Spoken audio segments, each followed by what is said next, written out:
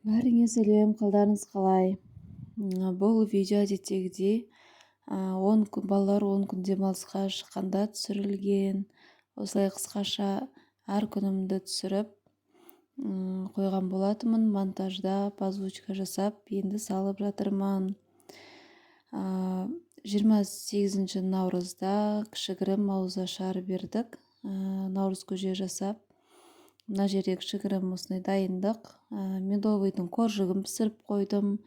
Далаға бауырсақтарды пісіріп алдық отқа. Мына жерде ұлым көмектесіп жүр бауырсақтарды тасып.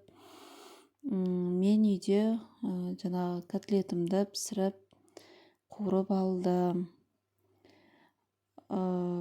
Осыны булочкаларымды пісіріп алдым. Кешке кешкі тамаққа картошка қуыра салдым. Ертең наурыз көже жасаймыз ғой дедім да.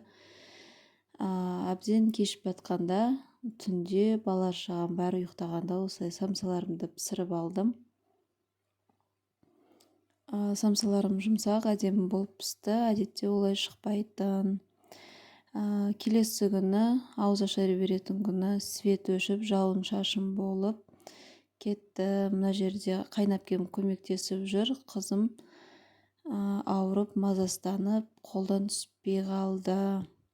Балалардың әдеті ма, осылай қонақ күткенде әйтеуір ауырып қалады, мазалар кетіп.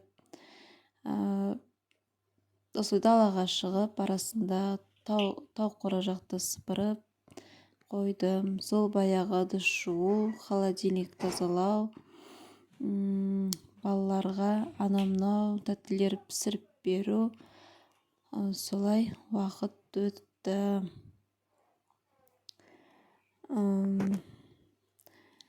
Сіздерде 10 күн демалыстарыңыз қалай өтті? Арасында қолым босай қалса, далаға шығып, өстіп қора жақты тазалап қоямын. Күн жылынғаннан кейін енді малдар осылай далада тұрады. Арасында осылай қолым босай қалса тазалап қоямын. Балалар далада ойнап жүр. 10 күн каникулға енем келген болатын. Осы екеуіне қарап жүр. Мені көріп екеуі осылай қора жаққа келіп алды. Қызымның тістері жарып, осы кішкене ауырып жүргеннен кейін қалың киіндіріп қойдым. Қанша дегенмен самал жел болып тұр. Осылай қастарына шығып, кішкене біраз ойната тұрайын десем, бұл қыз шаршаған екен, үйге қарай жүгіріп кетті. Сіздердің демалыстарыңыз қалай өтті?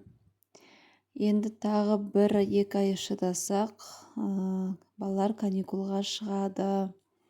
Видеоның соңына дейін қарағандарыңызға көп рахмет. Каналға тіркелуді ұмытпаңыздар. Сау болыңыздар.